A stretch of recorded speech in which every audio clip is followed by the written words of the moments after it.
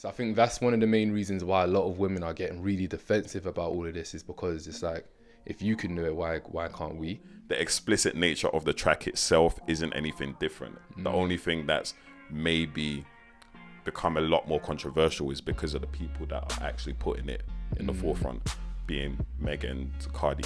If a male rapper can talk about, I got this hole and I got this thingy Female and I rappers should be able to fuck do it this, too. and then it's like, why can't female rappers be able to do it? But when This comparison between males and females, we're not the same.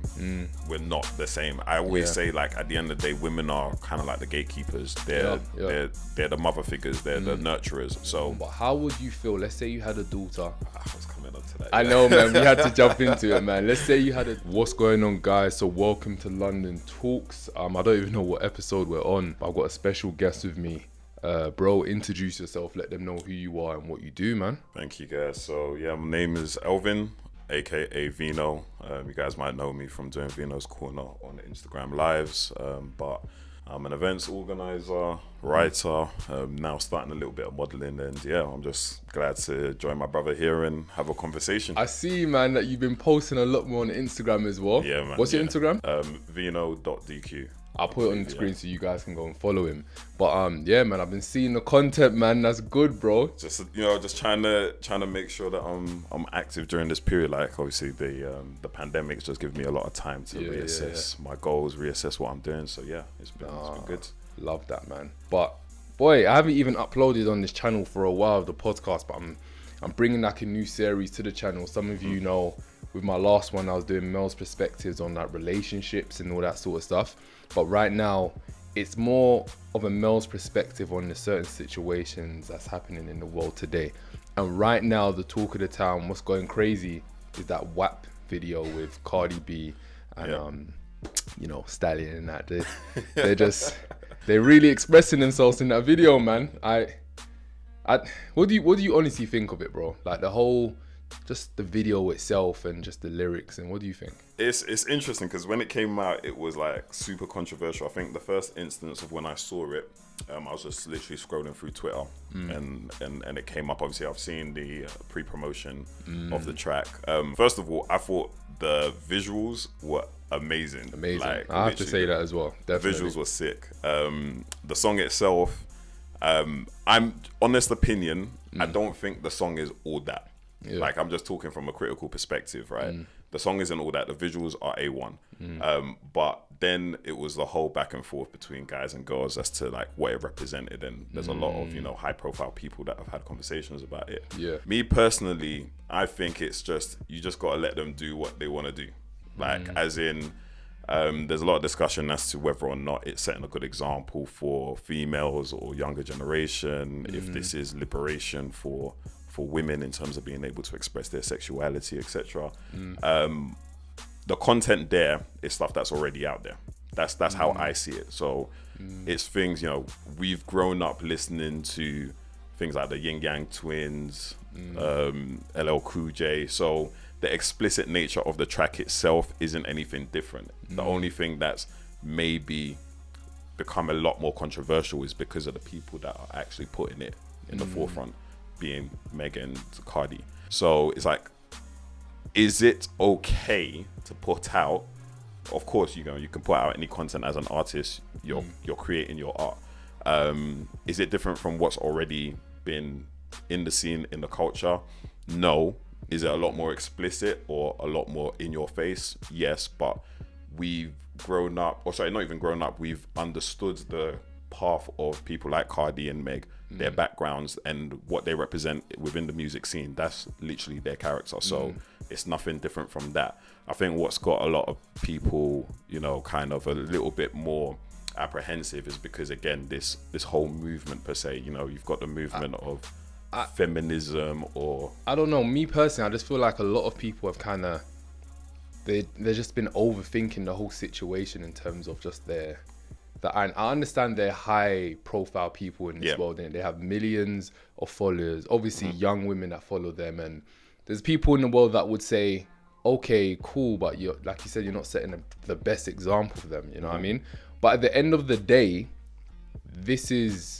that's their sort of culture, the hip hop culture. That's what it's around. Like, do you know what I mean? It's not like I'm not clapping my hands and me like, yeah, that's great, but it's just what it is.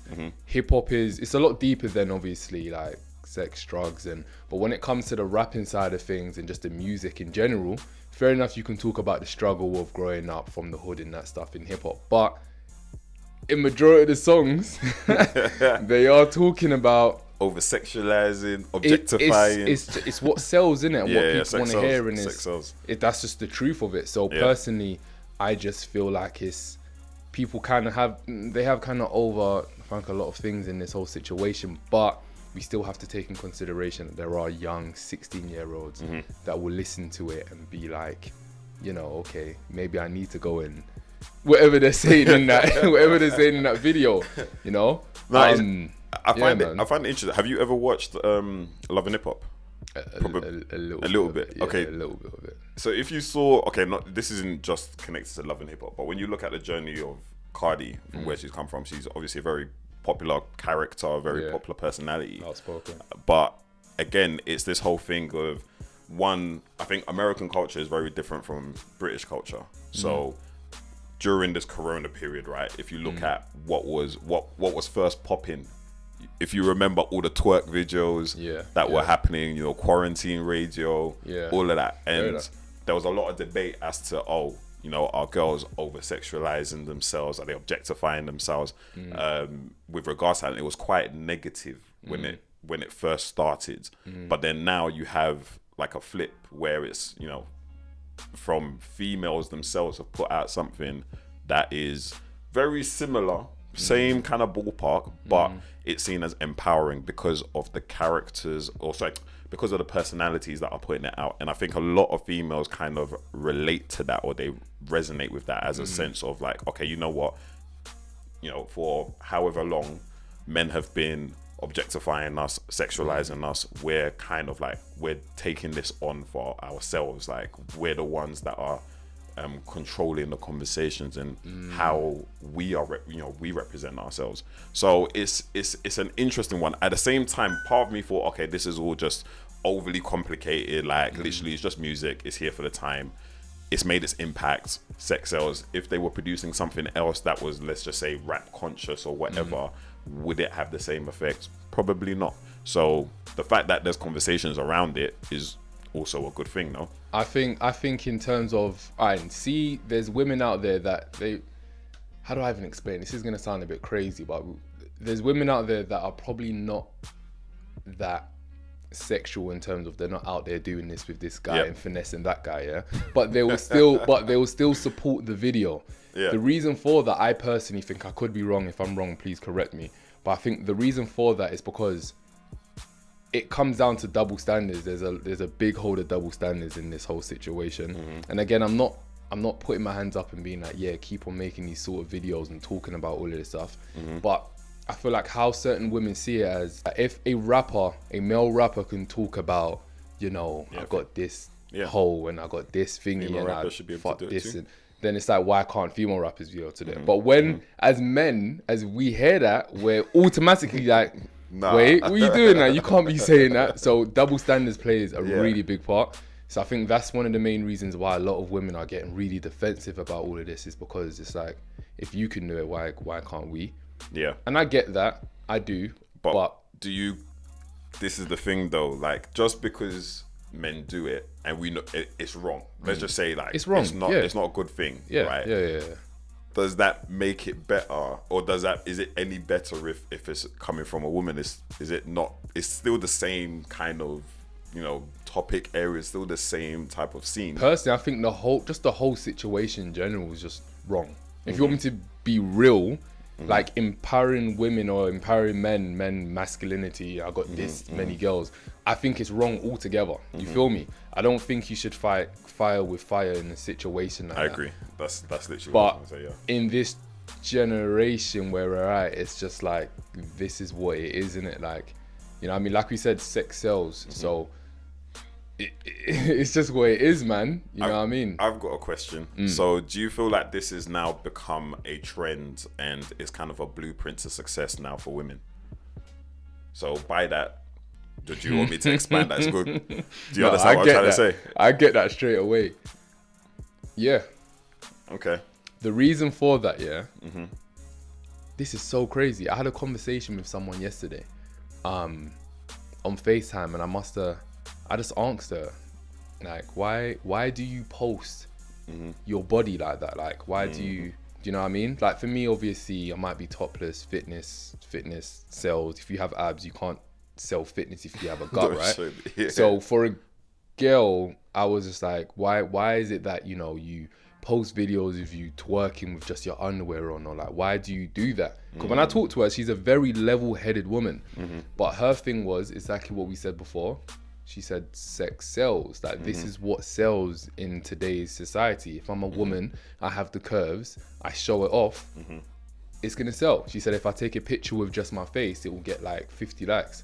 If I make a video or picture of my body and my ass or my breast, it's gonna get 500. One thing I was gonna add actually is I slightly feel that this is also a byproduct of capitalism. So just taking the conversation with a little bit of twist, right? Because I think everyone gets lost in the emotion and basically the principle of the situation. But as you've just said, right, and that's the reason I asked the question as to, is this a blueprint for success? Because now we've got your Meg Thee Stallions, we've got your Cardi B's, your Nicki Minaj, your City Girls, etc. And when you look at the trend of music in the last 2 years, I think the last 2 years, like last summer was where it really started, or the summer before, probably last summer. Yeah. And then now, obviously, you know, in terms of equality or workplace, like women in general are doing a lot more. They're a lot more, you know, financially mobile. They can dictate their time. They can dictate what they want, what they like, what they buy, how they spend their time. It's not so reliant on a male figure. True. And because of that, again, when you're looking at the economics of it, with who are the people that are pushing the music, who are the people that benefit from the streams or the views, etc. Because when you were saying that you had that conversation with somebody on Instagram, again, you know, who benefits from all of this, so it kind of pushes it. So I'm trying not to go into conspiracy territories, but you have to see, like, if that's the engagement and that's what society in general is consuming, then who are we, or who's anyone to say, like, is it just something that's already in play, whether you speak against it or not, or if you think it's right or wrong, that is the scene. It's literally, like, the last little bit what you just said, like, that is the scene. This is just what it is right now, and it's just, you're either gonna embrace it and just, obviously, you know, you can put in your 2 cents with the whole situation, but I don't know, man. Me personally, it's just a lot deeper. But I see where, you know, all those other people that we spoke about before, people making videos about it and certain men speaking about this topic. Don't get me wrong, as a man, I completely understand where they're coming from. But how would you feel? Let's say you had a daughter. I was coming on to that. I know, man. We had to jump into it, man. Let's say you had a daughter and let's say she's 13, 14 years old. She's listening to the song and she's singing the song, and you're like, wait, what? How would that then make you feel? Like, how would that make you feel? Yeah, obviously, as a father, hell no. That's not running. Like, I can't have my daughter objectifying herself through songs like that. But flip side. Sorry to cut you off straight off. If it was, if it was my son, if it was your son now. And then, but that's the thing. Okay, I'll be honest, right? Because of how things are, I can immediately. I wouldn't think of it immediately as like something like crazy wrong immediately. But saying that, as a younger child, you know, if you're consuming very overly sexualized music in general, it's a no-go. Like, it's like saying to myself, like, oh, if my son was like 13, 14, listening to something like Yin Yang Twins, back then, would I have? No, I wouldn't. So it's the same thing, it's the same principle. There's an argument to be had, like, this music is obviously not made for kids. 100% understand that. This is like 18 plus, it's not made for them. Of course, we get it. But at the same time, with the way technology is developing, how everybody's living more on social media or is connected to on their phones, man. It's easily accessible. Like, so there is it kind of moves us onto that whole aspect of, with, you know, people have spoken about the concept of role models. Is this a good kind of image, or is this a good role model to follow? And while they may not be trying to be a role model for young people, at the same time, when you start to have more of a public image, when people start looking at you just have to be conscious of kind of what you're saying, right? Of that, of course. I get it. Like, no matter, like, I've seen it on social media where Cardi actually said, like, I'm not a role model. Like, I'm not trying to be anyone's role model for anyone's kids. I fully get that. I get it. But at the end of the day, you have millions of young followers, women, you know? And I'm not trying to say don't make that type of... I'm not trying to say anything, innit? I'm just saying just be conscious, innit? Like, even for myself, I have, you know, certain women that follow me, and I might have a few women that are fairly young, maybe 16. So I have to be very conscious with what I'm saying. I don't want to lead them in the wrong direction of course, you know? So, nah, man, definitely, man. With the whole daughter situation, it's just another form of double standards again, because I know like 90% of men, yeah, they will go crazy if there was their daughter. Yeah, but if their son, like, you know what I mean? It's like, exactly. Even another thing. Let's say, your daughter, you found out she was pregnant. Bam, what? Pregnant?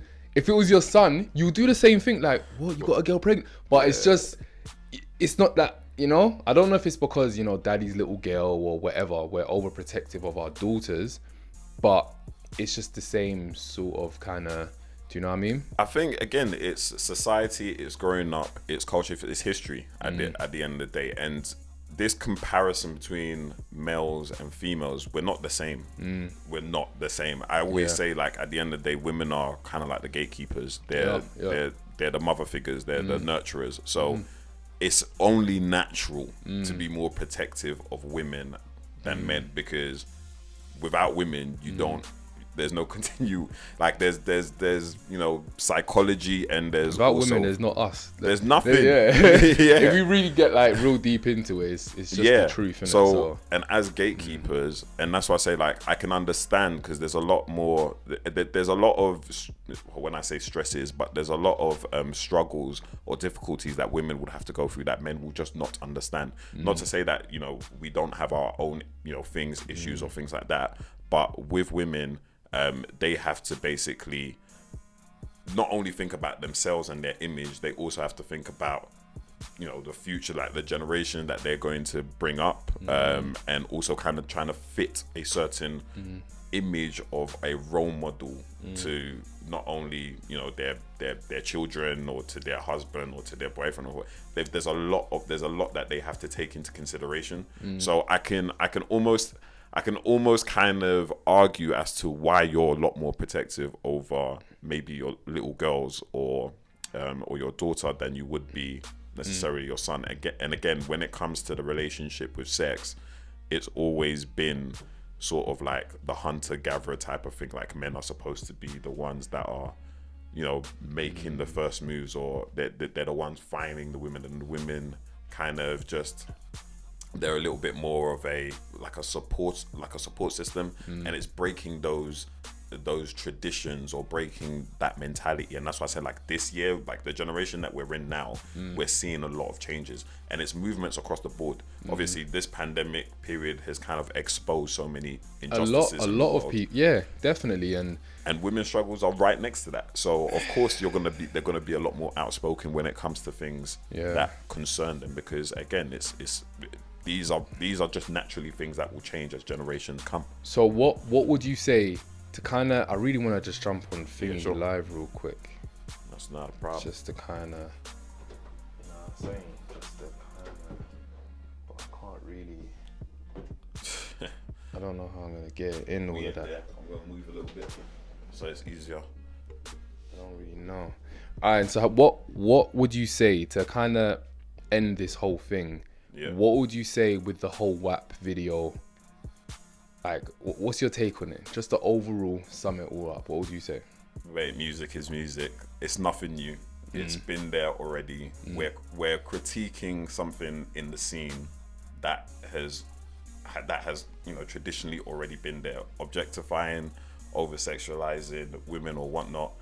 The only the only thing that's different, and I think it's a positive thing at the end of the day, realistically speaking, is because it's coming from a source, or it's coming from people that actually understand the struggles of being a woman. So whatever they want to do, you just kind of like leave them to it. But I don't think it's anything new. I think it's literally just, it's been over talked about to an extent. I feel like my overview, just thought of this whole WAP video. I feel like in terms of men, before we jump the gun and we just start just taking shots and women shouldn't be saying this and you're a woman and all of that stuff, I feel like we should kind of take a step back and just think of the double standards of when we were young and we were listening to certain rap songs or even drill songs nowadays. And do you know what I mean? We have to kind of but don't we do the same thing with, I feel like once we kind of have that mindset, then we can kind of see where women are coming from. Because like I said before, it's a lot deeper than just, the lyrics, because the lyrics are a little bit... the visuals were sick, like I said. Listen, the lyrics are a little bit... Just the first verse of Cardi, was I don't even want to say it on here, but we just have to see where they're coming from, innit? Like, I understand where they're saying where it is empowering women. I do, but personally, like we both said at the earlier stages, all round it's wrong for men and for women. But it's hip hop, innit? That's what they do in hip hop. Hip hop culture. They talk about drugs. They talk about sex. They talk about how many, whatever the case may be, innit? So it's just hip hop. We can't really do much. But when it comes to empowering women, there's so many other ways to go around it, but I see where women will get that empowerment from when it comes to that video.